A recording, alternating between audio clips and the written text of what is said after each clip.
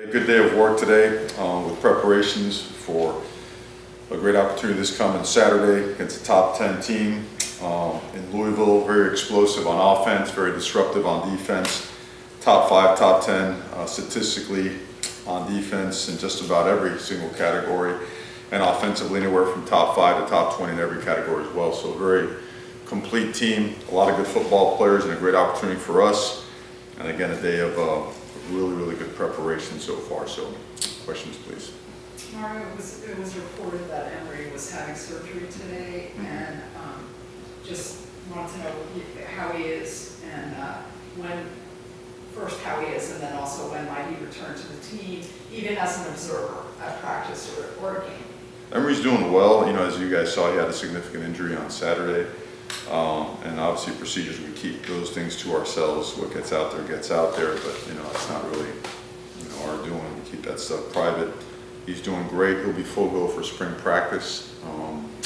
And he's a tough guy. He really is a tough guy. This means a lot to him. Has the full support of his teammates.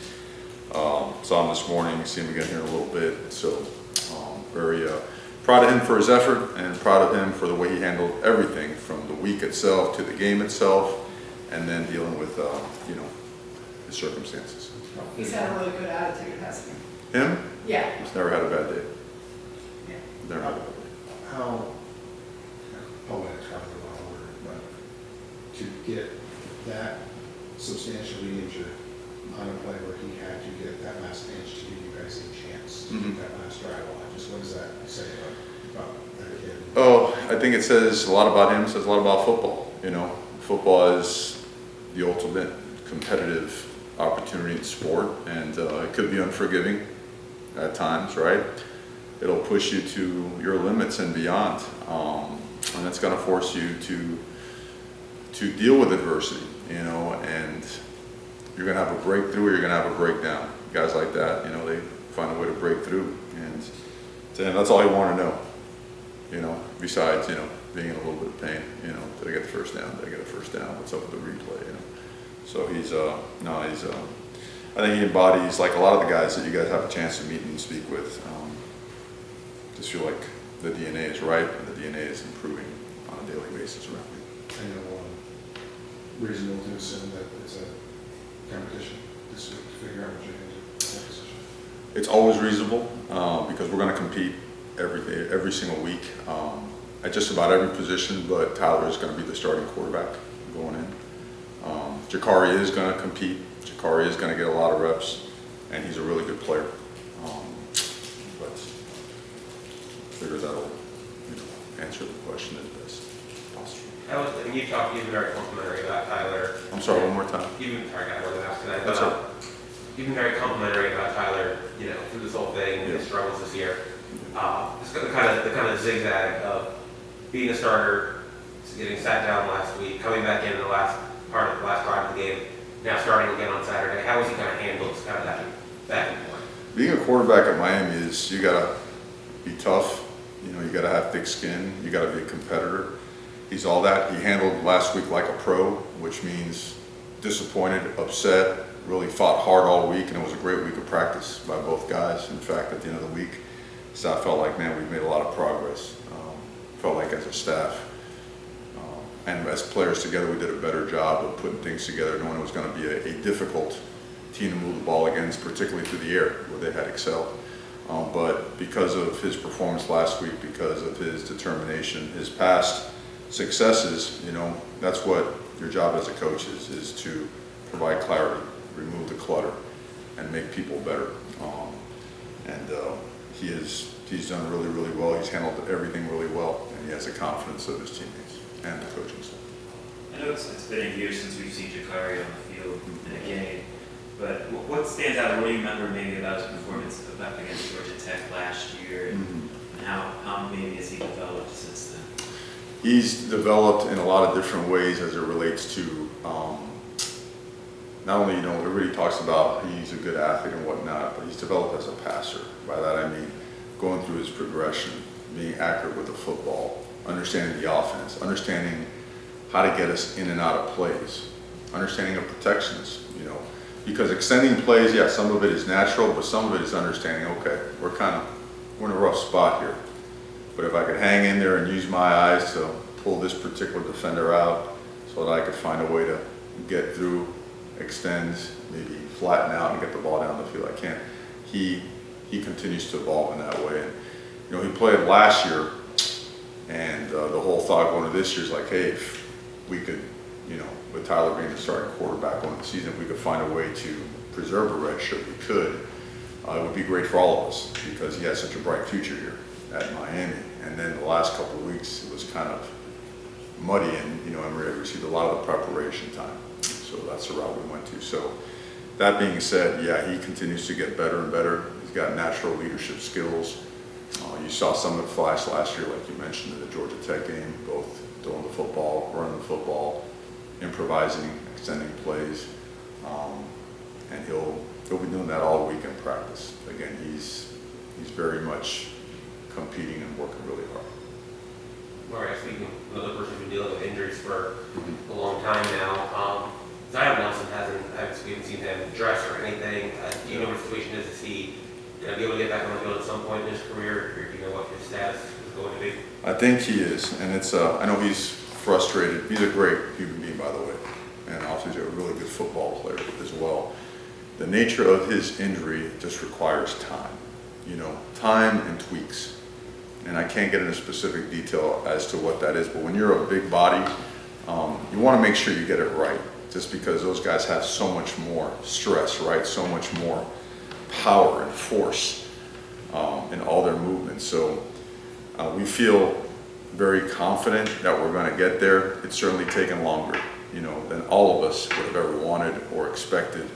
But whatever time it takes, we're willing to. For him, number one, right? You want to do what's best for the student athlete and for the team too, because the moment he gets healthy, he's an instant boon for our offensive line and for our team. As if being a head coach wasn't tough enough. There's always recruiting players, and now you're at the point in the season where head coaches are losing their jobs, and that means assistant coaches are going to get talked about. How much do you communicate with the guys about opportunities that may or may not come their way? Is it something that you let them bring to you? Do you worry about when the merry-go-round starts every year in college football? How do you handle it? I mean, it's your job to help guys get an opportunity that if they really want it, you know, because I've had great coaches that I've worked for that when something came about, they might give me a hard time, but if they knew it's something I wanted, they eventually would come around and help me out. So I do believe in that. And at the same time, it's no different than your organizational chart for your players. You keep one on coaches around the country because, and that thing evaporates quickly as well, right? It's a race, but it's a race where you have to be patient too, because sometimes you know the person and sometimes you might be on your chart or a great reputation, pretty good statistically. I don't know them. How's this thing gonna fit? You know, a lot of the progress that we're having is because of the fit and the people. You know, people that want to be here, people that are willing to work hard, that understand that, like, you know, to go where we want to go, you have to be fully invested. You know, and that's why, you know, things are moving, you know, in the direction, you know, that we want to go, and got to keep and understand we got to keep getting better and better and better. So this time of year, it's, you know, it's always crazy, always has been, always will be. I think you just deal. It's no different than a penalty on the field. Well, let me not go there. It's no different than a situation on the field that you got to handle. You know, turnover or something else. You deal with it and you go. You talk about investment in all those things. Mm-hmm. You're also at the point in the year where it's not uncommon anymore in the sport to see a player say, "I'm good. I'm going to protect my interests," whatever. Have you had anybody come to you and say, I haven't had that yet. You know, I know that's, you know, no one knows where college football is headed, right? It's just ever changing. You know, I don't judge. Should those moments come and whatnot, and I've seen it happen before, I've experienced it before. You just don't judge. You just do whatever's best for the team. That's all that matters. You know, at the end of the day, when you put your head down at night for the few minutes you get to put it down at night, you do it knowing that no matter what, at all costs, you're doing what's very best for the team. Nothing else can override that. No. You started five, I think it was 5 true freshmen this past week, and arguably, I guess, your biggest game of the season. What does that say about the opportunity you give to freshmen that earn it, and also about the foundation of where things are moving for the future? Yeah, actually, and then Riley was in, I believe, series 2 or 3. We were planning on starting in 6. I think that's a couple things. Number one, confidence in them. 2, their development. 3, the caliber of players that we're bringing into the program, right? Which is Miami caliber players. That was always the case, right? And Miami should be littered with classes stacked like that. It's our first full class. They've worked hard. They've earned it. Some guys were here mid-year. Some guys got here in the summer. Mark Fletcher got here in the summer. Emory Brown got here in the summer. That's hard, to be able to turn that thing around and get the starting position. What CC plays, Francis, what he played, that's hard. I know he was here mid-year, but it's hard to go and play in that environment where you can't hear the snap count and you're going against, some guys that are 3rd, 4th, and 5th year players. So it's a testament to them. It's a testament to the leaders that have helped groom them, to their coaching as well, and to their commitment to preparation. So it's exciting. Call it what it is. We're always going to be very upset. We're going to be beyond just gut-wrenching pain when we don't achieve our goal. But the best way to describe the sentiment in the locker room is driven. In your mind, how far has the team come compared to when you got here, just from a physical standpoint, winning more trench battles, tackling, all that stuff? Yeah, that's miles, stratospheres, really. You always want to see where you are in the trenches because that's the hardest part to develop. Because if you can't block or you can't knock back the line of scrimmage and tackle, that takes 2-3 years to develop. I know the portal's changed that some, right? You could find some more mature bodies, but you still have to hit on those bodies. And if any part of a roster is protected by programs, it's the trenches, right? Seldom do you see high-level trench guys, bounce around portal.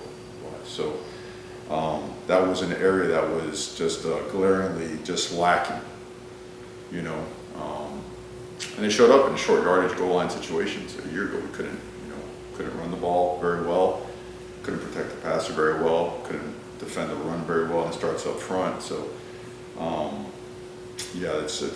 it's a tremendous turnaround in all phases, and not only an influx of talent, but also really player development. A lot of guys that had been here or just got here, they really worked hard to develop great core strength, great power, right? Hips, legs, upper body, striking, block destruction, unlocking hips, running feet through contact. So, kind of go off on a tangent there, but you know what I mean? It's the most important, it's the hardest part to develop. So we're really enthused about that progress there because that could lead to all the other stuff. When you look on Saturday, if you broke down the difference in the games, statistically, the game's pretty even, right?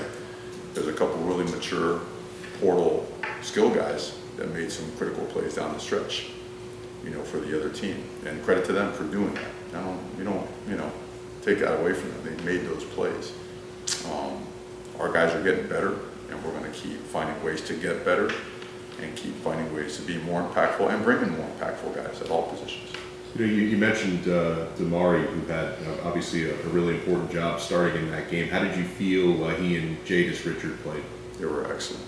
Those guys were excellent. Big, they're fast, they're physical, they're fearless. They did a really good job. And a lot of contested throws as well. Some of the timing, back shoulder things, those are hard, man. Those 9 stops, when that ball is thrown to a player with a catch radius is as big as you'll see in college or pro football. Those are hard, but those guys battled. They were physical. They never shied away, And the plays that they did give up were plays that, the other team had to scratch and claw for. So I'm really proud of them, both of them. And really let them know, we all let them know, really proud of them for their efforts. Bright futures. Please don't get fined for this one, but have you gotten an explanation of the safety, and do you expect an explanation of the safety?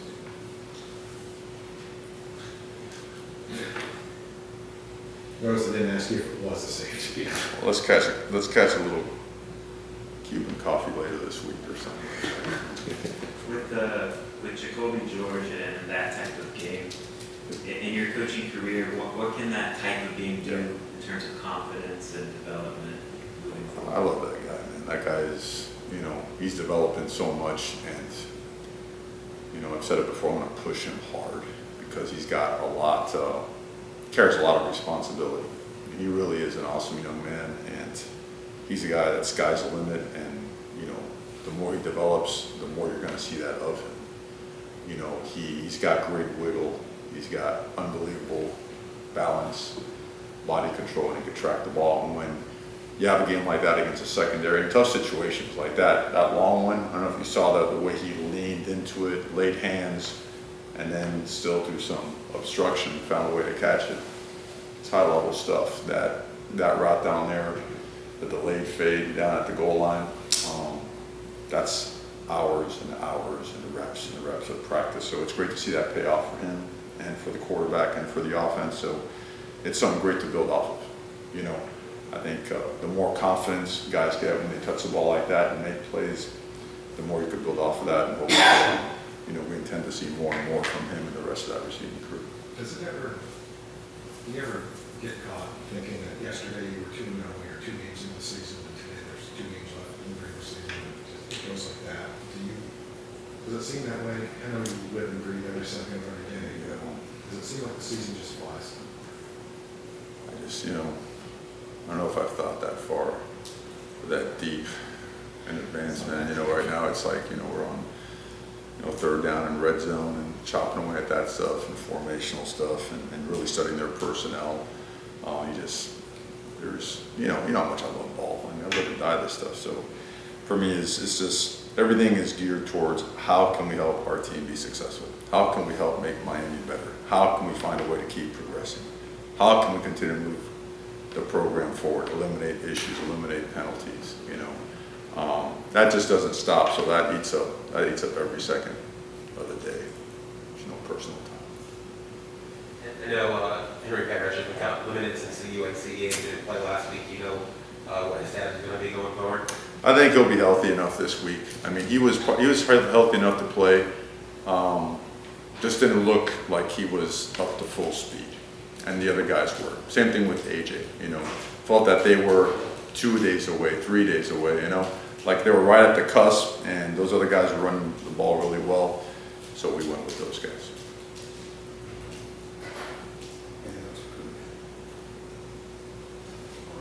Thanks, Coach.